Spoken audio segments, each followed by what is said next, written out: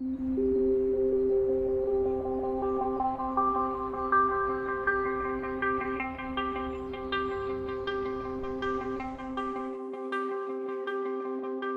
is someone that I deeply respect, not just for his athletic prowess, but I think he's a complete person. And I also see Chris not just a basketball player, but someone who's a real leader. So there are a lot of reasons. It's not bad to hang out with an all-star basketball player. The thing that's most interesting about Bob is how laid back he is. He makes himself seem like he's not a big deal. But there are so many different hats that he has to wear in a given day, whether it be ABC, ESPN, Pixar. And on top of all that, being a husband, a father, having 2 kids of my own, I'm always trying to seek advice from other people who are successful and have kids. I'm Bob Iger. I'm the chairman and CEO of the Walt Disney Company. Hi, this is Chris Paul, point guard for the Los Angeles Clippers. And this is Win-Win.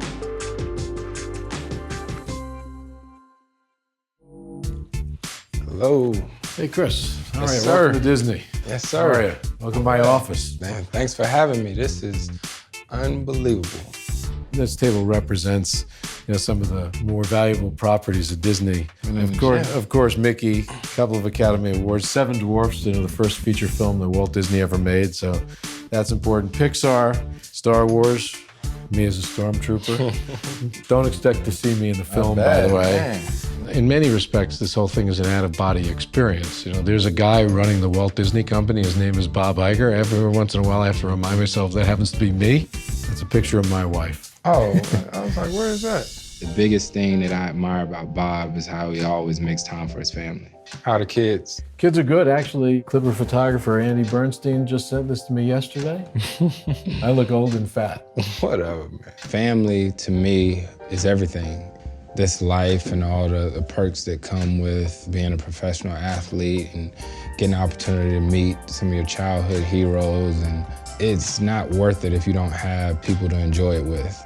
I'm in this job now almost 10 years, and I've been at this company for 40 years, and I'm 63 years old. And by the time I started to take on a lot of the responsibility that we talk about, I was already a lot older and a lot more experienced. In your case, so you come out of playing ball in college, and you're suddenly thrust onto a kind of the equivalent of a world stage. Yeah. It's funny to hear me talk about it now because when I was drafted, I was 19. It's my 10th season. I'm 29. Man, it was a whirlwind. 19 years old, 20 years old? Yes, and all this money. You probably wouldn't even know this about me, Bob, but I used to have an Escalade with like these 24-inch rims with the spinning wheels on it, these big chains and all that. And the thing is, when you're young, you're like, man, I made it. This is what validates me. And as you get older, you start to realize really what's important. How do you deal with that pressure? You can't possibly have a great game every time you come out. I'm really one of those people that I feel like pressure is what you make of it.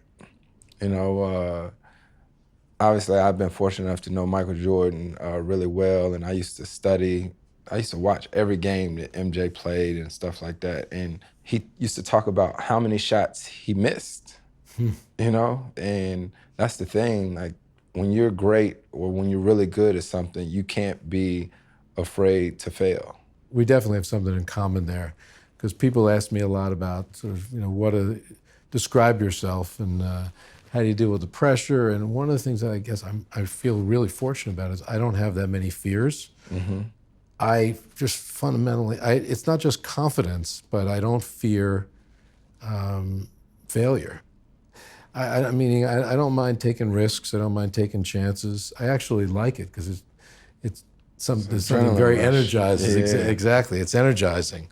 And I think if I were fearful, then I couldn't possibly be successful, particularly in this job, because you're constantly taking chances.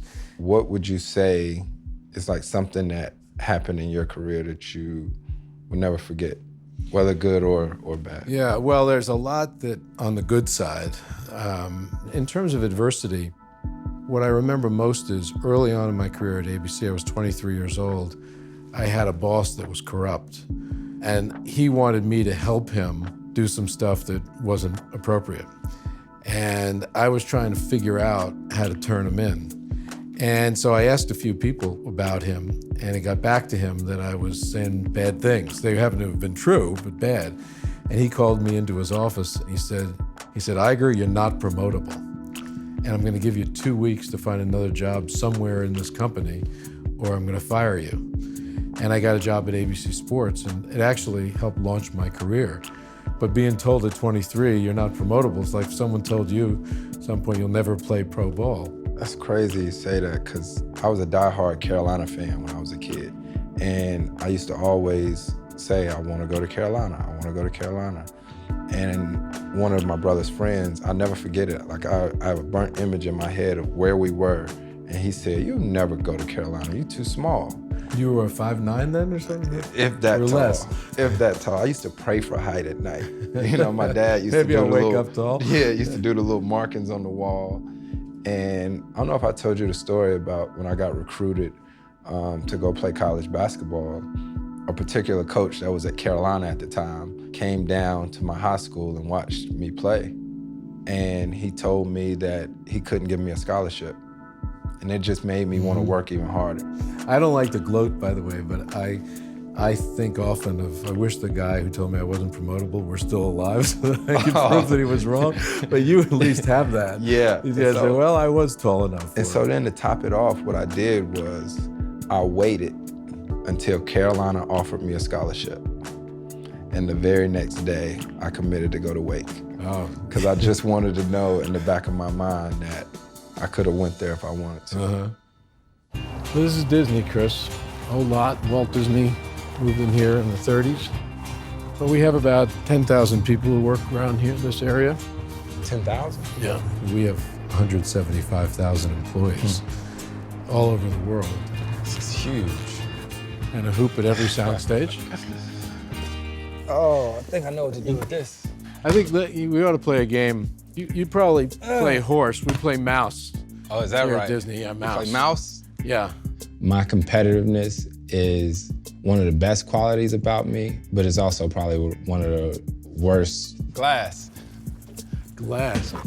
Like, I don't want to lose, no matter what it is, whether we're playing cards, whether it's playing Hungry Hungry Hippos with my son and my daughter. So I'll start. You've got MOUS. Yeah, that's a deal. That's a deal. Come on, man. There you go. I don't think you get to a job like this without being competitive. And I find sometimes that's not necessarily attractive when you're playing Monopoly with your kids and you're trying to kill them at the game. Here you go. Ah! Don't you go make it right behind me. No. It's a good thing that nothing's going on at Disney today. I hate to lose more than I like to win. Cash. I don't want you to be able to say that you beat me in anything. All right, now he done got warmed up. He ain't missing no more. Being competitive is an important ingredient.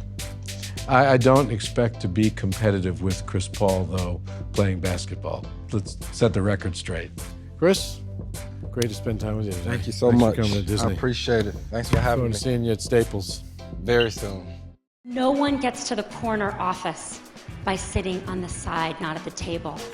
You're at the plate. We need to hit now. You win or lose today, and there's no tomorrow until tomorrow gets there.